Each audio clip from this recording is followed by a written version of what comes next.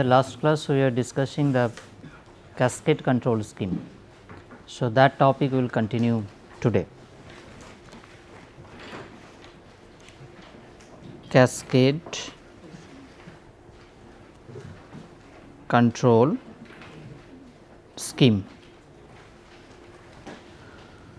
To discuss this cascade control scheme, we considered a jacketed CSTR example. So,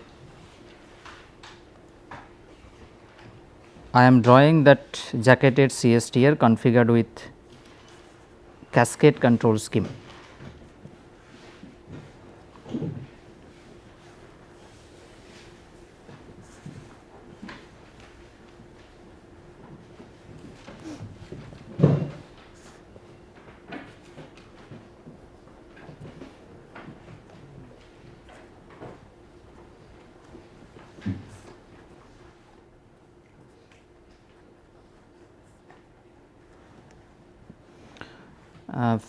First we measure the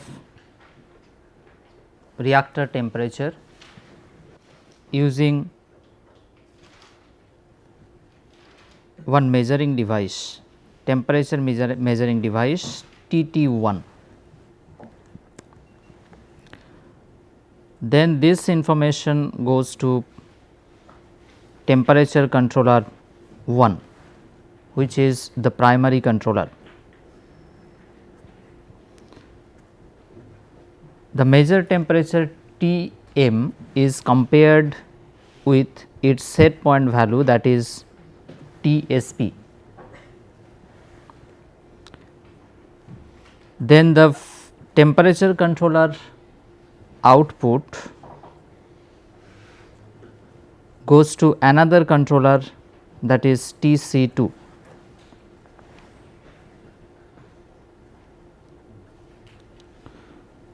Coolant temperature is measured by a measuring device, namely TT2, and this measured coolant temperature Tcm is compared with Tc set point supplied by Tc1. Then this control action is implemented through the control valve to manipulate the coolant flow rate Fc.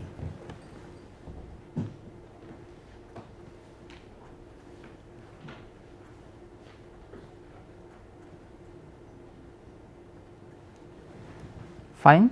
So, this is the cascade control scheme, and coolant outlet flow rate is Fc with temperature Tc.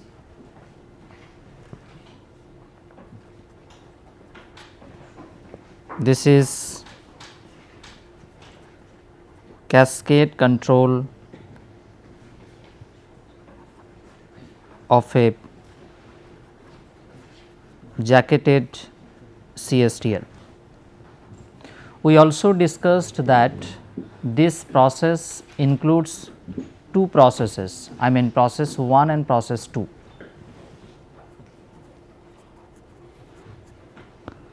Process 1 is the reactor excluding the jacket. Process 1 is the CSTR excluding the jacket. Fine. And for the process 1, measurement is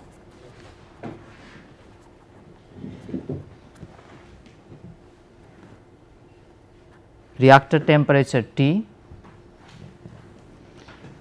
measuring device is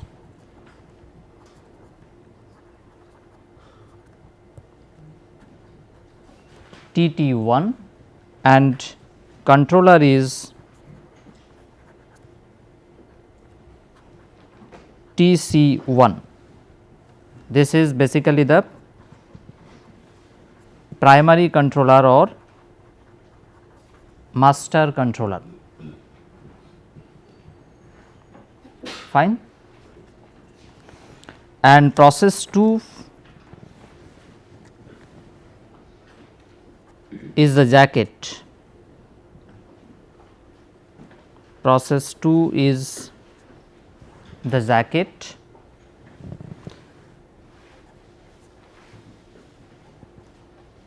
Measurement involved in process 2 is coolant temperature T c,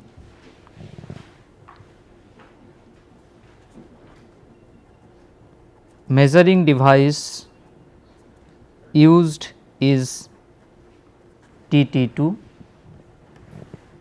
and for process 2 the controller is T C 2, which is the secondary controller, fine.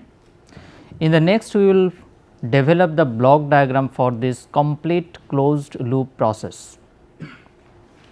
In the next we will develop the block diagram for this complete closed loop process. So, process 1 is the reactor excluding jacket. So, we can use one block for this, and we consider for process 1 disturbance D 1, fine. What is the output? Output is the reactor temperature.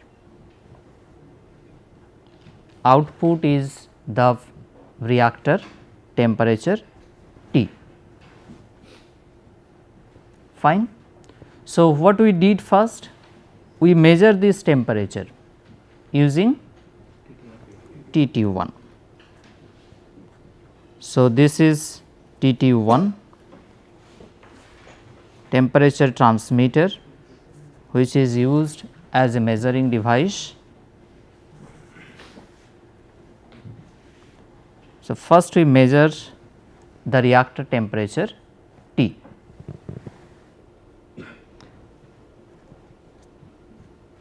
And we denote the measured temperature as T m, fine. Then this measured temperature is compared with set point value. You see the schematic, based on that we are only developing this block diagram. This measured temperature is compared with its set point value, that is T suffix Sp. Then the error signal goes to first temperature controller, that is primary controller, denoted by T C 1. Agree? Error signal goes to the primary controller, denoted by T C 1. T C 1 output is the set point of coolant temperature. T C 1 output is the set point of coolant temperature T C S P, fine. It is done in the schematic diagram. I mean, we configured the cascade controller in this way. T C 1 output is the coolant temperature set point, and this set point value is compared with T C m. Agree? This T C set point, which is supplied by the primary controller, is compared with measured coolant temperature. Measured coolant temperature we obtain from TT2. Fine. Then the error signal TC set point minus TCM goes to another controller, that is secondary controller TC2. TC2 output is implemented through the final control element. This action is implemented through the final control element, and this control action goes to process 2, that is the jacket, process 2. Secondary controller output enters the process 2 through the final control element. Now, we can consider the disturbance for process 2 denoted by D2, like for process 1 we consider D1. Then this output affect process 1, that is nothing but TC, and this TC is measured basically using temperature transmitted 2. Understood? This is the block diagram for the closed loop cascade control system of the example jacketed CSTL. I am repeating this. Process 1 is the reactor excluding jacket. Our control objective is to maintain the reactor temperature at its desired value. So, process 1 output is temperature T, that is first measured using TT1. Measured signal we denote by T suffix m, that then Tm is compared with its set point value T suffix Sp. Output of this comparator is the error signal which goes to primary controller TC1, and primary controller output is the coolant temperature set point, which we represent by TC set point. Now, this set point is compared with measured coolant temperature, that is T suffix Cm. We measure the coolant temperature by the use of this temperature transmitted 2. Now, if we compare Tc set point and Tm, then we obtain the error signal. I mean the error signal is then goes to the secondary controller Tc2, and Tc2 output is implemented through the control valve, and this action goes to the process 2, that is the jacket. We used here the disturbance D2 for the second process, and the output is coolant temperature which affects process 1, and coolant temperatures here we measured by the use of TT2. So, this is the block diagram.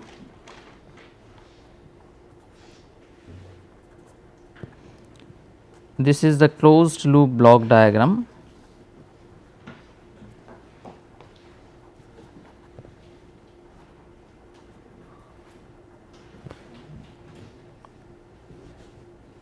Fine. Now, cascade controller is usually used when the disturbances are associated with manipulated variable. It is very obvious from this example that the cascade controller takes care of the effect of disturbance associated with manipulated variable. Our manipulated variable is Fc. So, related disturbance is coolant temperature Tc. So, this is almost common that the cascade controller is useful when the disturbances are associated with manipulated variable. This is useful particularly when the disturbances are associated with the manipulated variable. Another situation is when the final control element exhibits nonlinear behavior. When the final control element shows non-linear behavior. Here final control element is the control valve. Fine. So, these are the two common cases where the cascade control scheme is used. So, we developed the cascade control configuration for a jacketed CSTR. We will take another two examples for configuring this cascade control scheme. So, now we will consider distillation top section.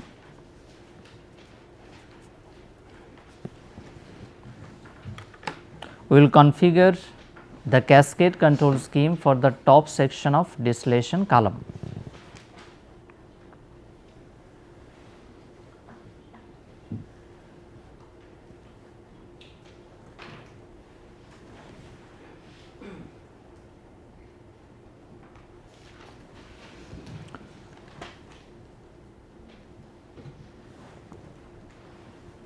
At the top of this tower, a vapor stream, namely overhead vapor, is condensed by the use of a condenser. The condensed liquid is then accumulated in a reflux drum. This is a reflux drum.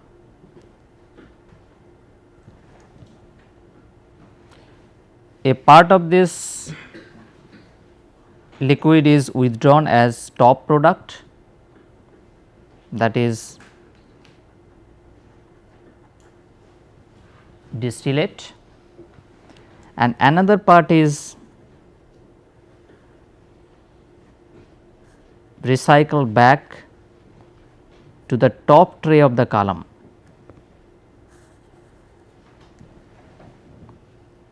Fine. This is the top section of a distillation column. The overhead vapor is condensed, then the liquid is accumulated in the reflux drum. A part of this accumulated liquid is withdrawn as the top product, namely distillate or distillate product, and a fraction is recycled back to the top section of the distillation column. Now, our control objective is to maintain the top tray temperature. Our control objective is to maintain the top tray temperature. Control objective is to maintain top tray temperature. Fine. So, we are considering this is the measured variable. This is the measured variable.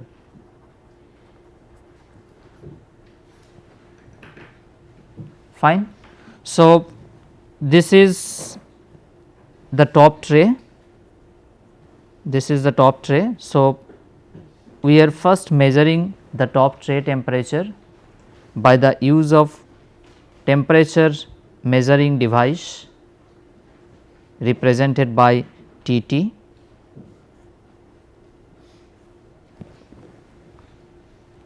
fine. Then this goes to the primary controller, that is Tc.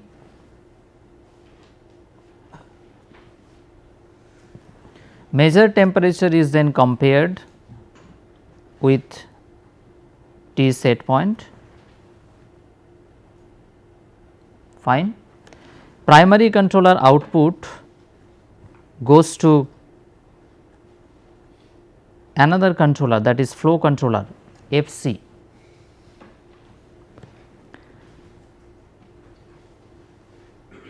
We measure this flow rate, reflux flow rate, by the use of one flow measuring device.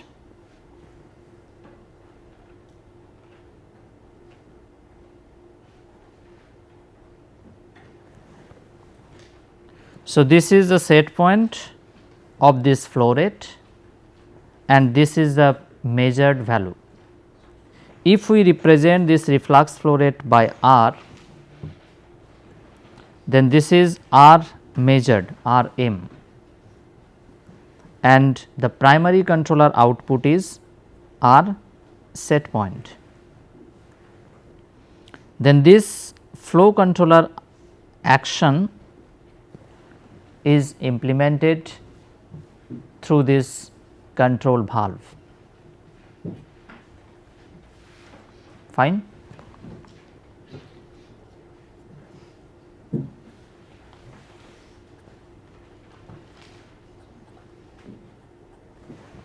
So, this is the cascade control configuration for the distillation top section. Our control objective is to maintain the top tray temperature. So, we consider that as the measured variable. This top temperature is measured by the use of one temperature measuring device represented by Tt. Then this measured temperature Tm goes to the temperature controller, in which the measured temperature is compared with its set point value. Then this primary controller calculates the set point value for R, represented by R suffix Sp, and this flow transmitter which is measuring this flow rate as R suffix m. Now, these two are compared in this flow controller Fc, and that action is implemented through this final control element. So, this is the cascade control scheme for the top section of the distillation column. So, here this is basically the controlled variable. Top tray temperature is the controlled variable.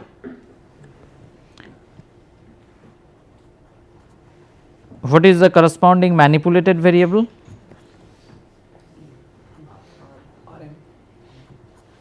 Manipulated variable is reflux rate, that is R. Disturbance associated with the manipulated variable.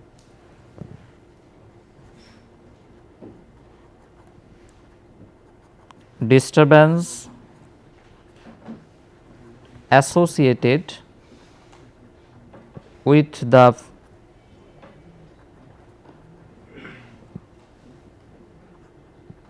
manipulated variable, that is also reflux rate.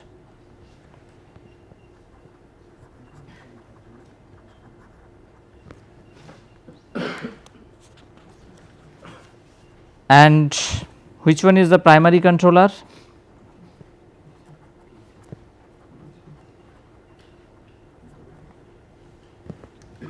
Primary controller is the temperature controller denoted by Tc, and secondary controller is the flow controller denoted by Fc, fine. So, this is the second example for configuring the cascade controls scheme. Next, you will consider another example, that is a heat exchanger.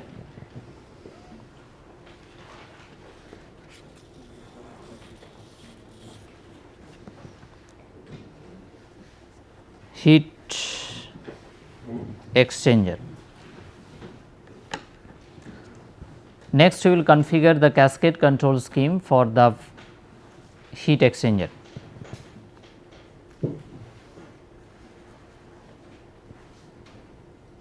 This is the cell side of a heat exchanger through which a process stream is flowing.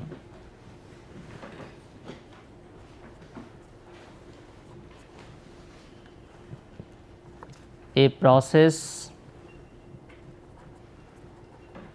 stream is flowing. We are interested to maintain the temperature of this process stream T.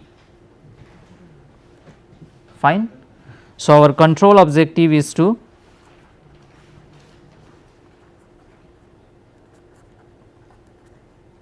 maintain the temperature of this process stream at its set point value.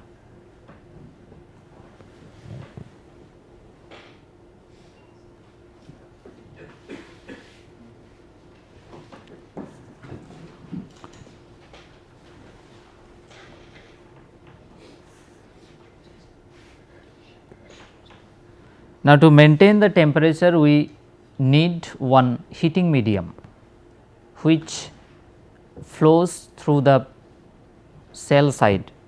Possibly I told this is cell side, no, this is tube side. Through tube side the process stream is flowing. Our control objective is to maintain the temperature at its set point value. For maintaining the temperature, we need a heating medium.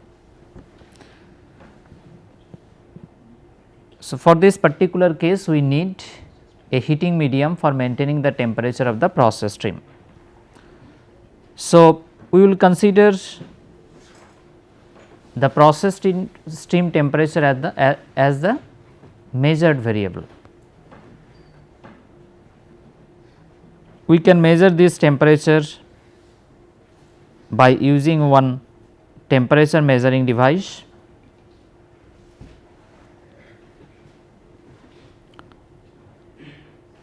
Then this information is supplied to the primary controller TC. This is a T suffix m. This measured temperature is compared with its set point value TSP.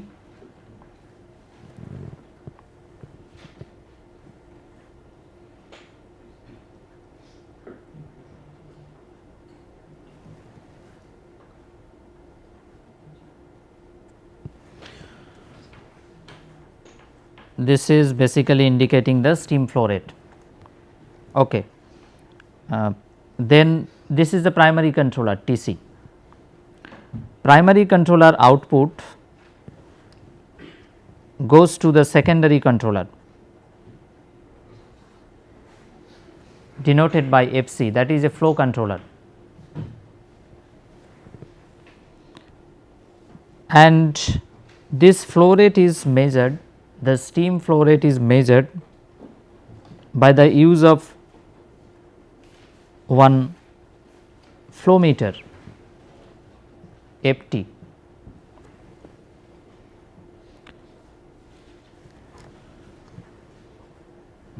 So, this temperature controller gives the set point value of this flow rate, and this is the measured flow rate. These two are compared, I mean this is positive, this is negative. Then this flow control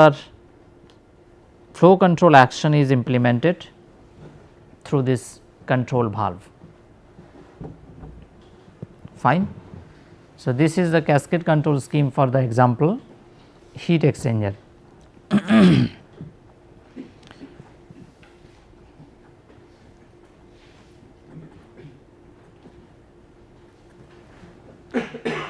So, our control objective is temperature, and we consider that as a measured variable.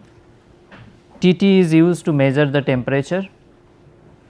Then this measurement signal is compared with its set point value.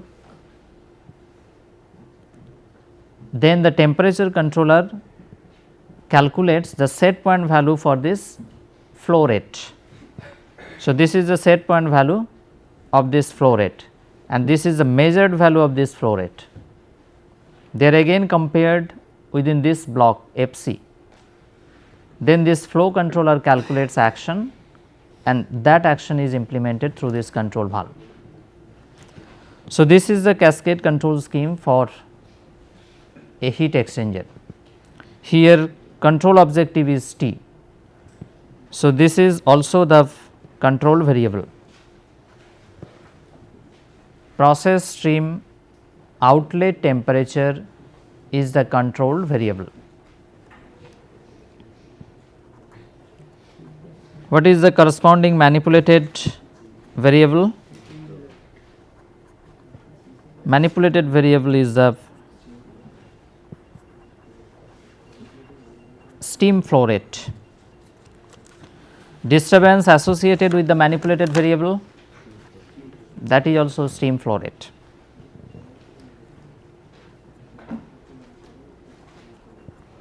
Then primary controller.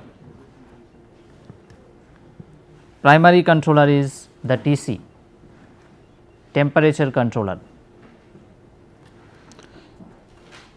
Which one is the secondary controller? Secondary controller is the flow controller. Fine. So far we discussed 3 examples for configuring the cascade control scheme. One is jacketed CSTR, then distillation top section and finally a heat exchanger. In all 3 cases we observe that the secondary controller is the flow controller. Fine.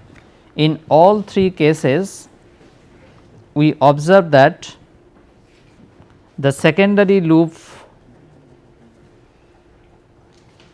is the flow control loop.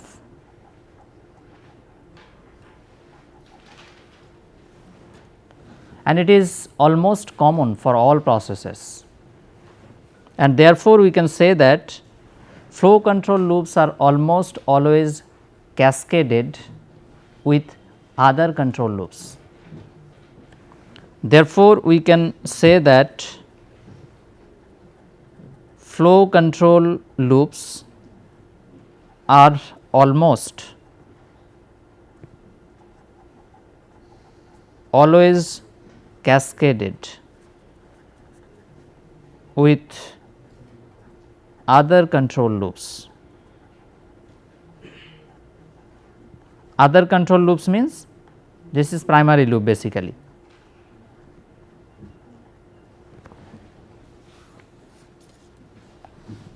Fine.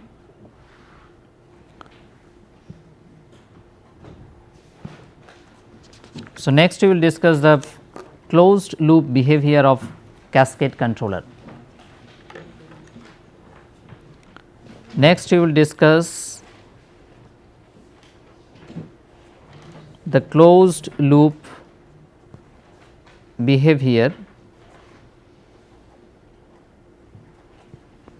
of cascade controller.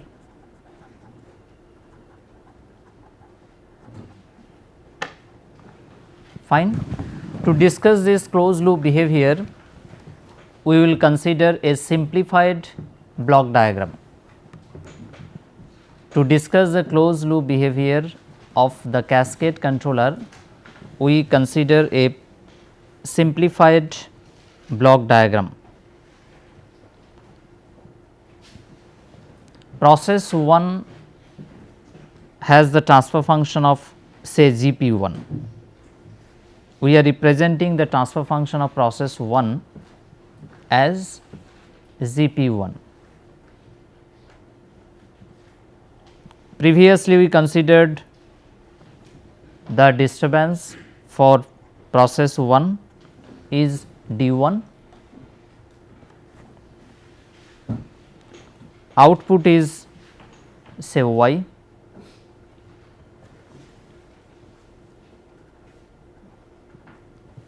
GM1 is the measuring device for process 1. Suppose this is 1.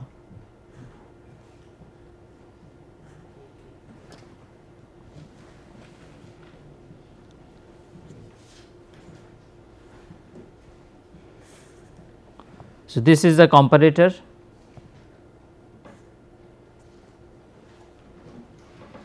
set point of y is y set point, primary controller transfer function is say GC1,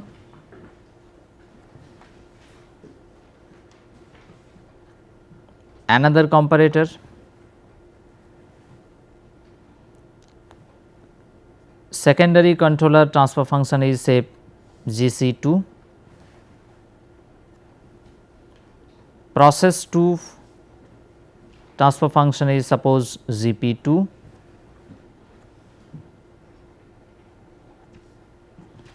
disturbance for process 2 is suppose D2,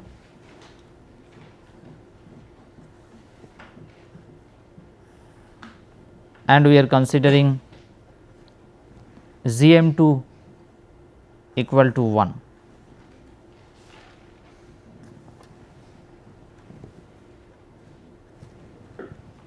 Fine. Previously we developed the block diagram for the cascade control system. It is same thing, only we have included here the transfer functions, and in addition to that we are considering here GM1, GM2 both are equal to 1 and GF1, GF2 both are equal to 1. For simplicity we are considering this. Fine. So, to discuss the closed loop behavior of cascade controller, we will consider this block diagram. So, you see this is the primary loop and this is the secondary loop.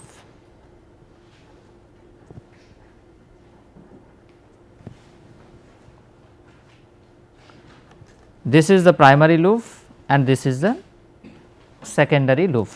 We will consider one by one. First we consider secondary loop.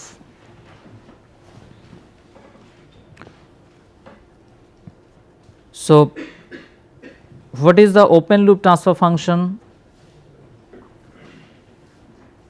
of the secondary loop?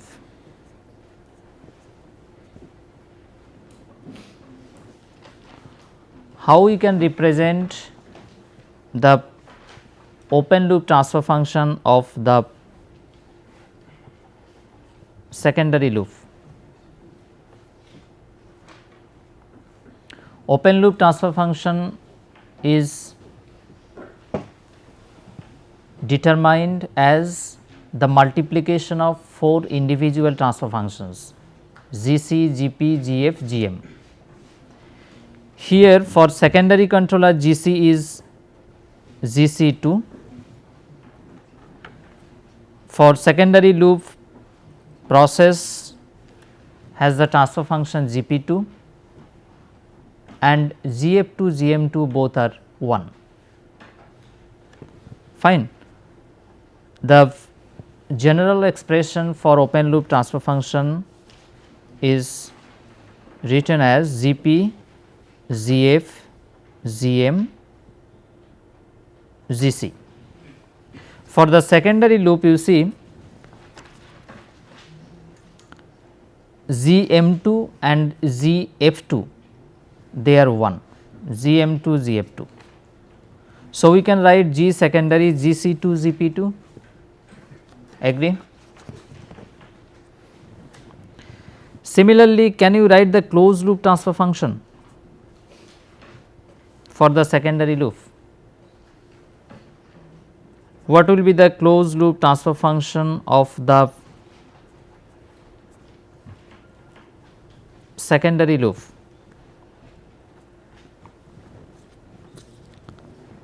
Suppose the output is y prime and the input to the secondary loop is y set point prime.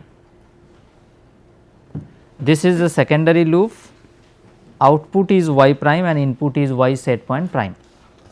So, what will be the expression for the closed loop transfer function? Output is y prime, which is equal to GC2 ZP2 divided by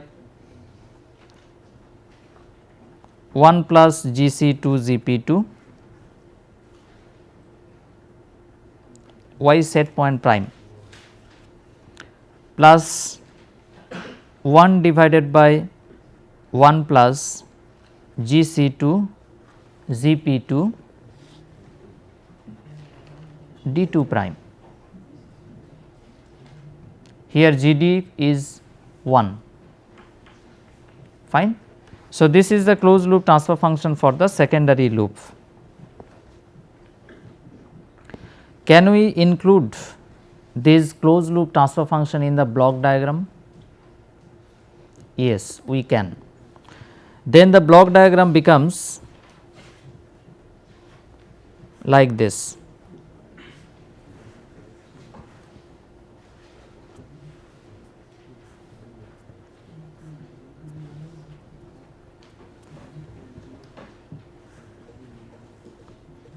GC2 ZP2 divided by 1 plus GC2 ZP2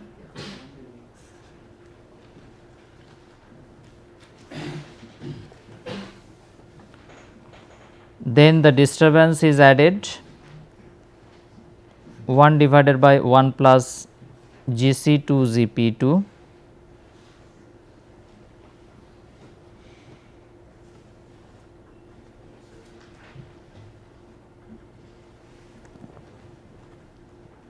then the process 1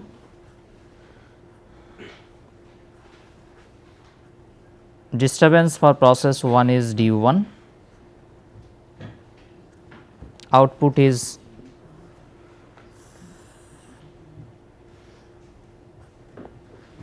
Y. So, previously we considered that the primary controller output is y set point prime and input to the process 1 is y prime. If you consider this equation, I hope this is incorporated in this block, fine. Y prime is equal to this is this one multiplied by y set point prime plus this and this are added plus this is this one multiplied by D2, fine. Now, for the secondary controller, how you can analyze the stability? I mean, what is the characteristics equation which can be used for stability analysis? For secondary controller, the characteristics equation we can write as 1 plus Z secondary equal to 1 and this equal to 0, and this can be used for stability analysis. So, this is the characteristics equation for the secondary controller. Next, we will consider the primary loop.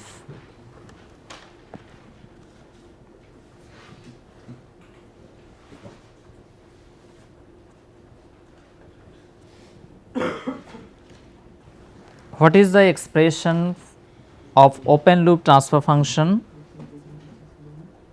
of the primary loop?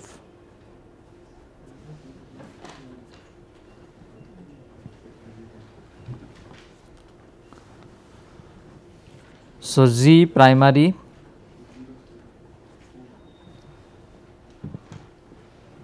which is equal to GC1, GP1, GC2, GP2 divided by 1 plus GC2, GP2. Agree? I mentioned that the open loop transfer function is calculated by multiplying 4 individual transfer functions GP, GF, GM, GC. Now, if you consider this block diagram, and if you multiply the 4 individual transfer functions, then we obtain the open loop transfer function for the primary loop. Fine. Like the secondary loop, for stability analysis we need the characteristics equation for primary loop, and that we represent as 1 plus G primary equal to 0. This is the characteristics equation for the primary loop, which can be used for stability analysis. Fine. In the next we will note down few important points.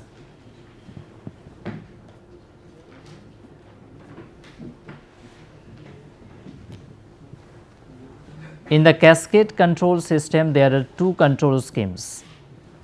One is the primary controller,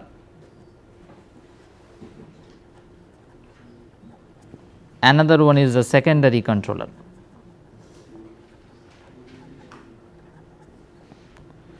So, what type of feedback controllers we can use for the primary loop or secondary loop?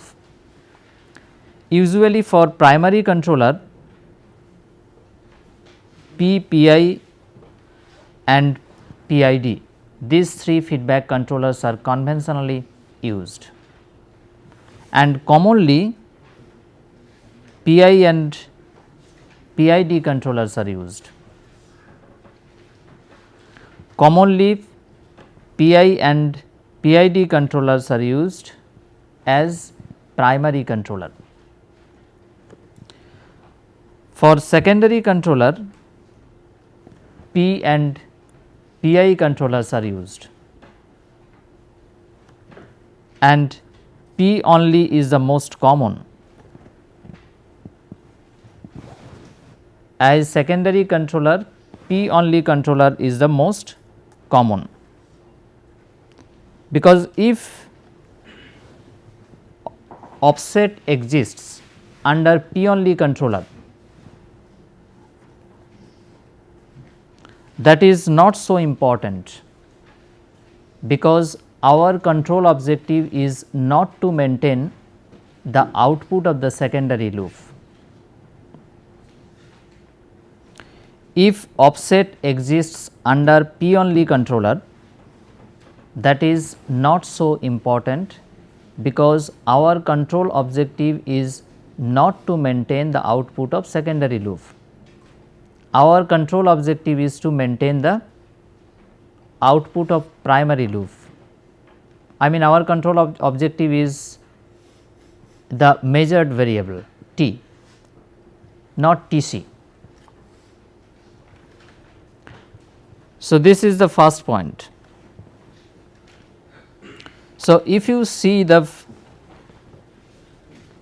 characteristics equation for primary and secondary loops, we can say that the dynamics of secondary loop is much faster than the dynamics of primary loop. The dynamics of secondary loop is much faster than the dynamics of primary loop. Fine. You see the characteristics equation for primary and secondary loop and you observe the order of the polynomial. With the increase of the order of a system, the response becomes more sluggish. Therefore, we can conclude that the dynamics of this secondary loop is much faster than the dynamics of primary loop.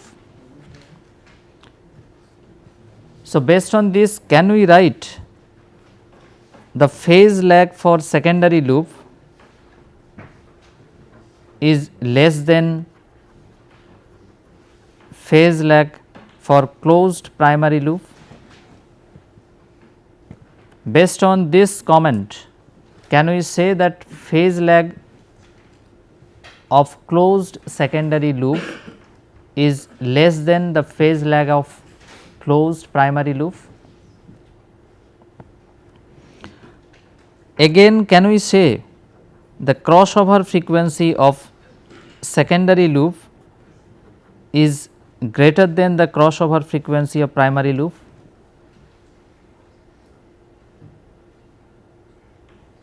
If first comment is true, then we can make the second comment. If second comment is true, then we can say that the crossover frequency of secondary loop is higher than the primary loop. If the third comment is true, we can say that we can use higher gains for the secondary loop.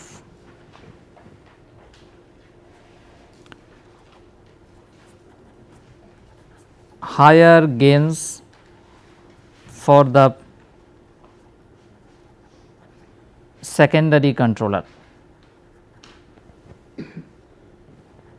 This is basically KC, controller gain.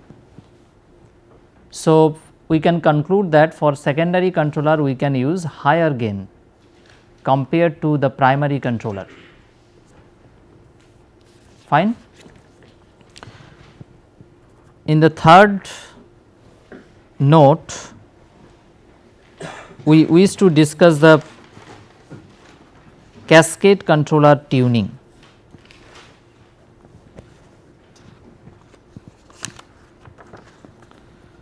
So, cascade controller basically involves two controllers, one is primary controller and another one is secondary controller.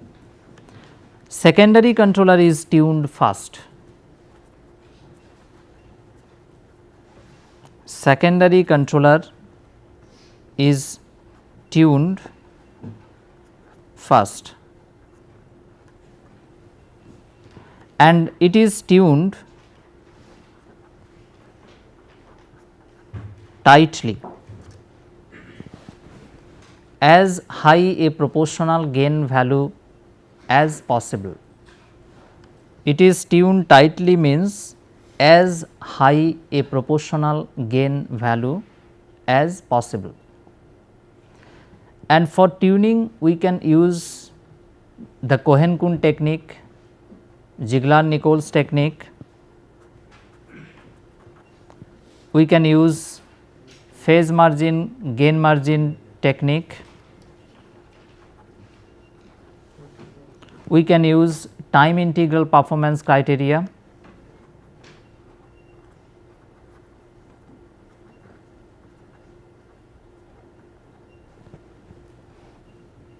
fine. After tuning the secondary controller, the primary controller is tuned.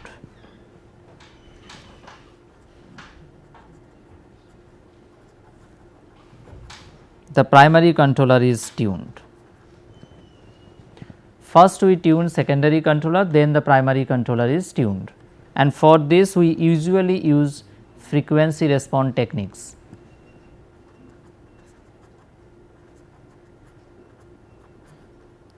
Frequency response techniques like phase margin, gain margin method, Ziegler-Nichols technique, etc.